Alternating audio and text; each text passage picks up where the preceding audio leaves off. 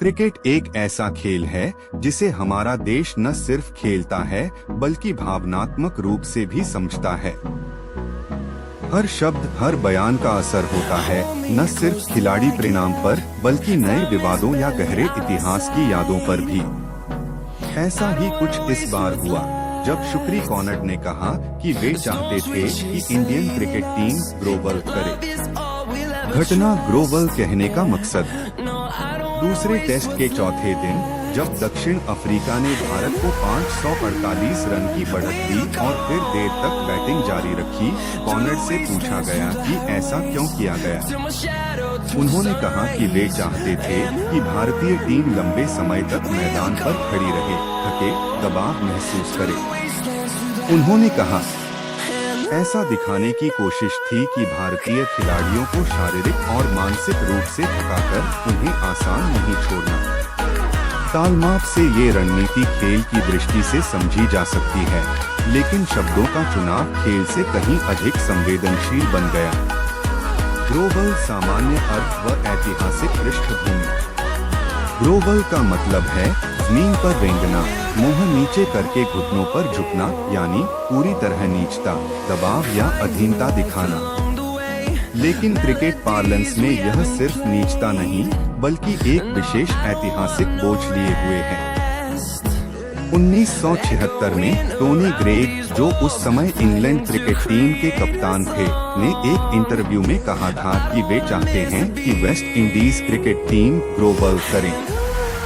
उस समय लॉर्ड्स में इंग्लैंड बनाम वेस्ट इंडीज टेस्ट सीरीज हो रही थी। यह बात सिर्फ एक सामान्य बयान नहीं था।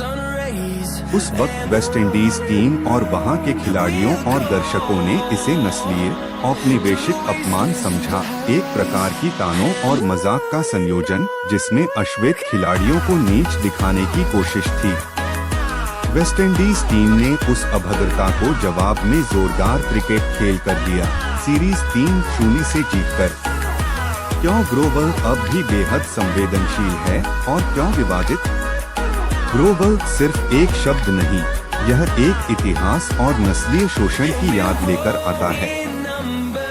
जब 1976 में एक ब्रिटिश कप्तान ने इसे कहा था, तो यह उस समय के अंतर्राष्ट्रीय नस्लीय परिदृश्य और औपनिवेशिक उपभोक्ताओं की भावना के लिहाज से बेहद अपमानजनक था।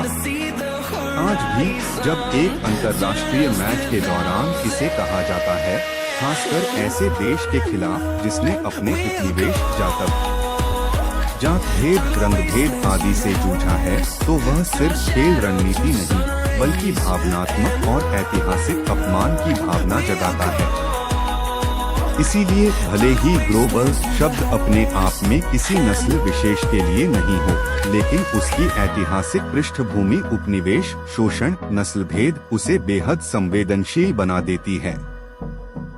यही वजह है कि इस बार इसे पहले से जानबूझकर या अनजाने में प्रयोग किया जाना विवादित हुआ। प्रतिक्रिया और प्रतिक्रिया व्यापक असर। इस टिप्पणी के तुरंत बाद सोशल मीडिया एवं क्रिकेट प्रेमियों में भारी आक्रोश हुआ। कई लोग कहने लगे कि यह सिर्फ खेल बोल नहीं, ज्यादा गंभीर है, क्योंकि भाषा और शब्द भी मायने रखते हैं। कई ऐसे लोगों ने कहा कि भले कॉनट ने कहा हो कि ये सिर्फ फ्रेज है, फिर भी उन्होंने जानबूझकर वह शब्द चुना जो इतिहास में एक बड़े अपमान का हिस्सा रहा। वास्तव में कोई भी ऐसा शब्द नहीं चुनना चाहिए जो खिलाड़ियों, राष्ट्र या उनके प्रशंसकों की भावनाओं को ठेस पहुंचा सके। इस घटना ने एक बड़ा सवाल फिर से उठाया है कि सिर्फ खेल के मैदान में ही नहीं बल्कि बोलते समय भी संवेदनशीलता, ऐतिहासिक समझ और सम्मान जरूरी है। निष्कर्ष, शब्दों में ताकत होती है, खासकर ऐसे शब्दों में जिनके साथ इतिहास जुड़ा हो।